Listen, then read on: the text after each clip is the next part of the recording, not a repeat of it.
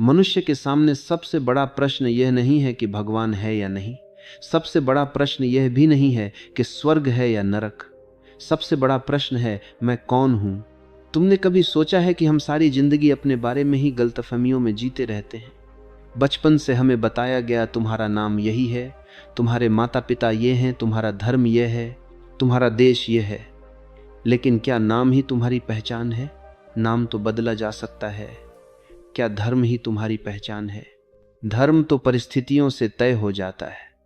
अगर तुम भारत में पैदा हुए तो हिंदू, पाकिस्तान में हुए तो मुसलमान, यूरोप में हुए तो ईसाई। तो क्या आत्मा भी सीमा और धर्म के हिसाब से बदल जाती है? नहीं, आत्मा तो वही रहती है। देखो, दुनिया भर के मंदिर, मस्जिद, चर्च, गिरजाघर सब इसी एक प्रश्न के चारों ओर खड़े किए गए हैं।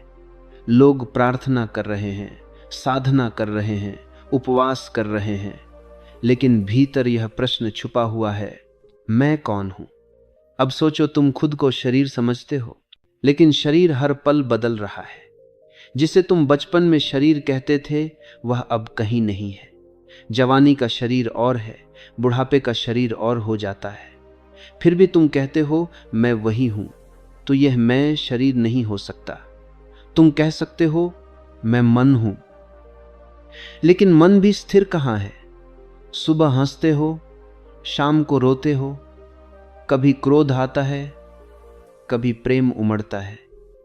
मन तो पागल बंदर की तरह एक डाल से दूसरी डाल पर कूदता रहता है। तो अगर तुम मन हो तो तुम्हें भी हर पल बदल जाना चाहिए, लेकिन भीतर कुछ है जो वही रहता है। यही सवाल खड़ा करता है, तो तुम हो कौन? यह सवाल ही तुम्हें भीतर की यात्रा पर ले जाता है, और यही खोज धीरे धीरे तुम्हें चेतना तक पहुंचा देती है।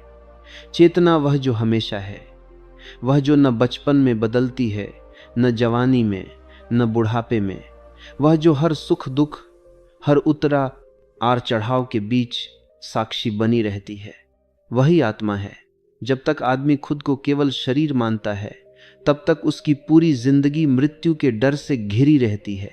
सोचो, शरीर नाजुक है। एक छोटी सी बीमारी, एक छोटा सा हादसा और सब खत्म।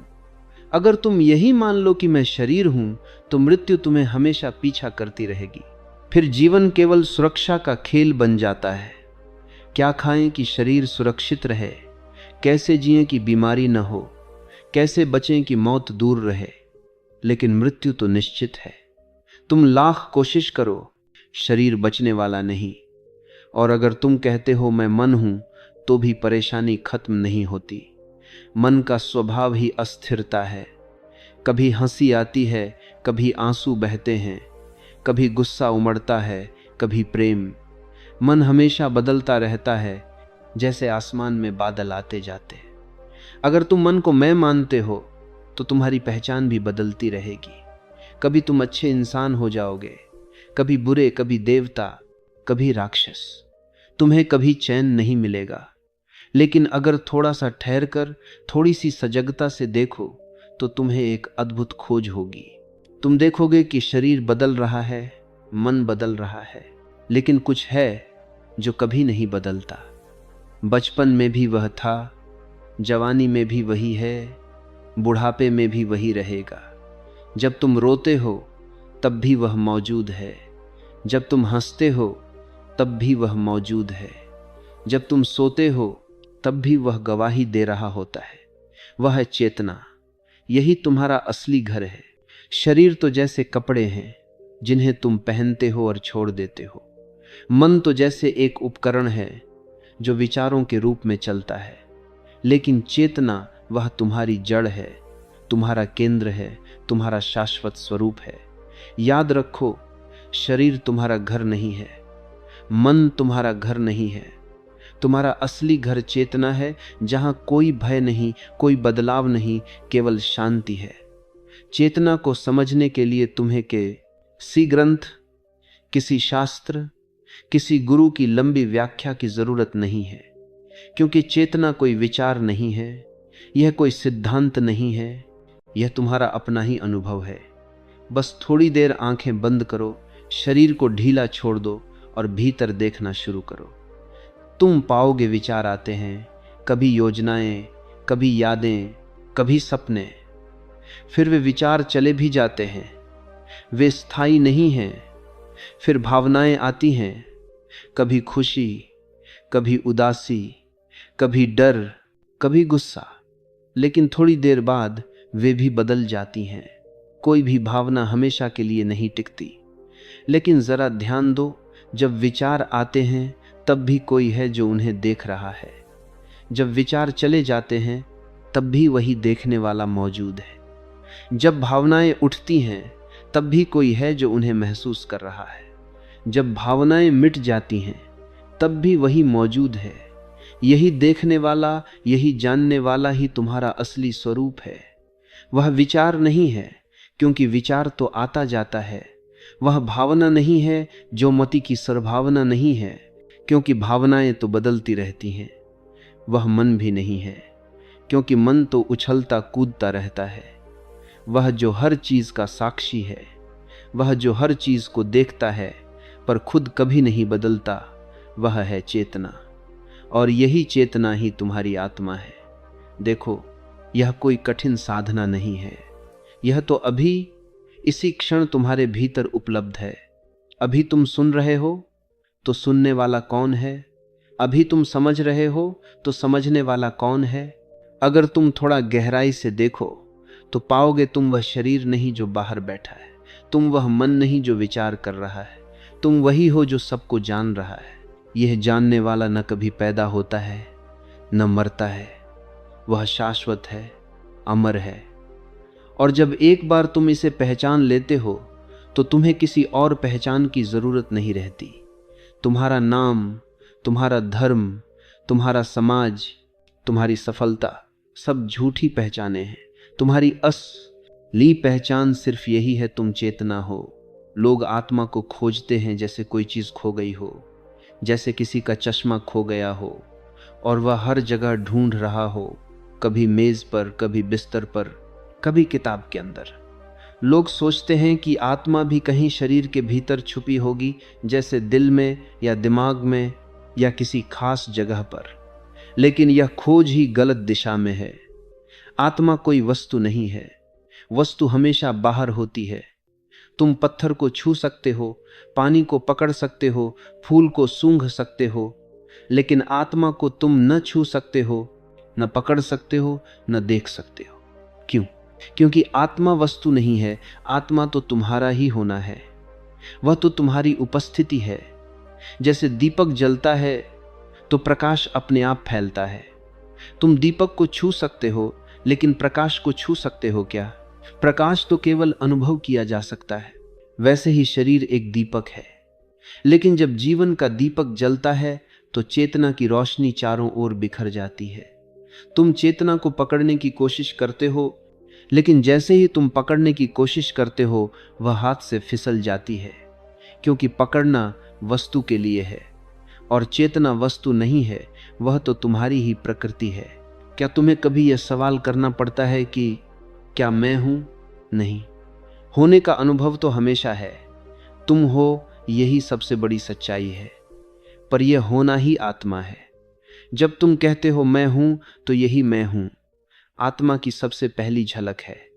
लेकिन जब तुम कहते हो मैं यह हूं या मैं वह हूं, तो तुम वस्तुओं से खुद को जोड़ लेते हो, कभी शरीर से, कभी मन से, कभी रिश्तों से, और तभी भ्रम पैदा होता है। आत्मा कहीं छुपी नहीं है कि तुम्हें खोजनी पड़े। आत्मा हमेशा यहां है, अभी है। बस तुम उसे पहचान नहीं पाते, क्योंकि तुम बाहर की चीजों में उलझे रहते हो। आत्मा को ढूंढने का अर्थ यह नहीं कि कहीं बाहर से इसे लाना है। इस आत्मा को ढूंढने का अर्थ है अपनी आंखों से बाहर की धूल हटाना, अपने भीतर की सजगता को जगाना। और जैसे ही तुम सजग होते हो, तुम्हें पता चलता है आत्मा कोई वस्तु नहीं, आत्मा ही तुम्हारा होना है, तुम्हारी उपस्थिति है। तुम सोचते हो कि मनुष्य दुखी क्यों है? क्योंकि उसने कभी खुद को जानने का साहस ही नहीं किया। वह अपनी पूरी जिंदगी दूसरों को जानने में, दुनिया को जानने में, पैसे, पद, प्रतिष्ठा और संबंध जुटाने में खर्च कर देता है। वह बाहर बाहर दौड़ता रहता है। कभी सोचता है धन आ जाए तो सुख मिलेगा, कभी सोचता है पद मिल जाए तो संतोष मिलेगा, कभी मान्यता, कभी प्रशंसा, कभी प्रेम पाने की कोशिश करता है। लेकिन यह सब बाहर का है और बाहर की दौड़ कभी खत्म नहीं होती। जैसे ही एक लक्ष्य पूरा होता है, दूसरा सामने आ खड़ा होता है। यह दौड़ अनंत है और इसी दौड़ में आदमी भूल जाता है कि उसके भीतर ही खजाना पड़ा है। वह सोने का है लेकिन भीख मांगता है। वह राजकुमार है लेकिन भिखारी की तरह जीता है, क्योंकि उसे अपने राजमहल का दरवाजा ही याद नहीं। जब आदमी चेतना से कट जाता है तभी अज्ञान पैदा होता है। अज्ञान का मतलब यह नहीं कि तुमने किताबें नहीं पढ़ी। अज्ञान का मतलब है कि तुम अपने असली स्वरूप को भूल गए। अगर आदमी खुद को चेतना मान ले तो सारा डर, सारा दुख मिट जाता है। लेकिन जैसे ही वह खुद को शरीर और मन मानता है, वह अंधकार में गिर जाता है। शरीर नाजुक है, मन अस्थिर है, और इन दोनों से चिपक कर जीने का अर्थ है हर पल डर, हर पल असुरक्षा, हर पल चिंता। देखो, यही कारण है कि जीवन लोगों के लिए बोझ बन गया है। सुबह से रात तक वही दौड़, काम, पैसा, प्रतिष्ठा और अंत में थकान। लोग जी नहीं रहे, बस किसी तरह ढो रहे हैं। उनका जीवन आनंद का उत्सव नहीं बल्कि एक भारी बोझ है।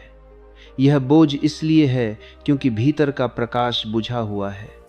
आत्मा तो है, चेतना तो है, लेकिन अज्ञान ने उस पर धूल जमा दी है। जैसे सूरज हमेशा चमकता है, लेकिन अगर बादल छा जाएं तो रोशनी हमें दिखाई नहीं देती। सूरज मिटा नहीं है, बस हमारी आंखें ढकी हुई हैं। इसी तरह चेतना हमेशा मौजूद है, लेकिन अज्ञान का बादल उसे ढक लेता है। और फिर आदमी सोचता है, मैं दुखी हूं, मैं अधूरा हूं, मैं खाली हूं।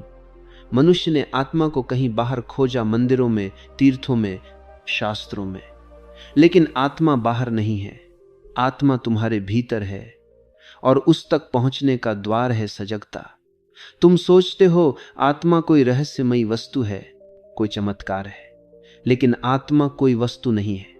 आत्मा तुम्हारी अपनी चेतना है, और चेतना का स्वाद तभी मिलता है जब तुम सजग होते हो। सुनो, तुम चल रहे हो, हर रोज चलते हो, लेकिन कभी सोचा है कि मैं चल रहा हूं? तुम्हारे पैर चलते हैं, शरीर चलता है, और तुम बिना ध्यान दिए बस चलते चले जाते हो। लेकिन अगर एक दिन धीरे धीरे चलो और चलते हुए देखो, हाँ मैं चल रहा हूं, तो भीतर कुछ बदलने लगेगा। अचानक तुम्हें लगेगा चलना सिर्फ शरीर का है। तुम स्वयं चलने वाले नहीं हो, तुम देखने वाले हो। यही सजगता है। जब तुम खाते हो, आमतौर पर तुम बिना देखे खा जाते हो। खाना तुम्हारे लिए सिर्फ आदत है, बस मुंह चल रहा है। लेकिन अगर खाने बैठो और हर कौर को देखो, उसका स्वाद लो, उसकी गंध को महसूस करो और भीतर साक्षी बने रहो, तो अचानक एक गहराई खुलती है। तुम पाते हो शरीर खा रहा है, मन स्वाद ले रहा है, लेकिन तुम तो केवल देखने वाले हो। यही सजगता है। तुम बोलते हो, रोज बोलते हो, लेकिन जो बोल रहा है उसे कभी देखा? शब्द आते हैं, जुबान से निकलते हैं। कभी रुककर देखना ये शब्द कहाँ से आ रहे हैं, कौन बोल रहा है। अगर तुम भीतर साक्षी बने रहो तो पता चलता है शब्द शरीर और मन के माध्यम से बह रहे हैं, लेकिन तुम तो मौन साक्षी हो। तुम बोलने वाले नहीं, तुम देखने वाले हो। यही रहस्य है।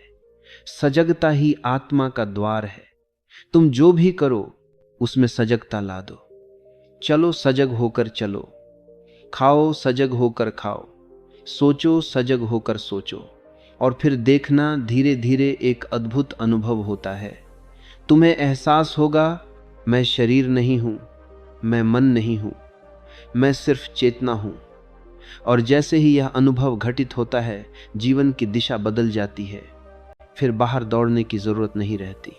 फिर तुम जान जाते हो कि परमात्मा कहीं और नहीं, उसी चेतना में प्रकट है जिसे तुम आत्मा कहते हो। मनुष्य का सबसे बड़ा डर है मृत्यु का डर। मृत्यु केवल एक परिवर्तन है, लेकिन यह सत्य केवल वही जान सकता है जिसने सजगता के माध्यम से अपनी चेतना को छू लिया हो, अन्यथा मृत्यु बाहर से बड़ी भयावह लगती है। तुम सोचते हो सब खत्म हो जाएगा, तुम्हारी दौलत, तुम्हारा परिवार, तुम्हारी पहचान सब छिन जाएगा, और क्योंकि तुमने कभी अपने भीतर झांक कर नहीं देखा, तुम डरते हो। लेकिन जिसने भीतर देखा, जिसने आत्मा को जाना, उसके लिए मृत्यु एक उत्सव बन जाती है। वह मुस्कुराकर मृत्यु को गले लगाता है, क्योंकि उसे पता है मैं शरीर नहीं हूं, मैं मन नहीं हूं, मैं चेतना हूं, और चेतना अमर है, शाश्वत है, अनादि है। मृत्यु तुम्हारा अंत नहीं है। मृत्यु तो केवल एक द्वार है नए जीवन में प्रवेश का, और जो सजग है, जो जागा हुआ है, उसके लिए मृत्यु भी एक गहरी नींद जैसी हो जाती है, जिसमें सुबह नया सूर्योदय होता है। जिस क्षण आदमी अपनी चेतना को जान लेता है, उसी क्षण उसका जीवन रूपांतरित हो जाता है, क्योंकि तब उसे यह स्पष्ट दिखाई देने लगता है कि मैं अकेला नहीं हूं, मैं वही चेतना हूं जो सब में बह रही है। लेकिन प्रश्न यह उठता है कि इसे जाना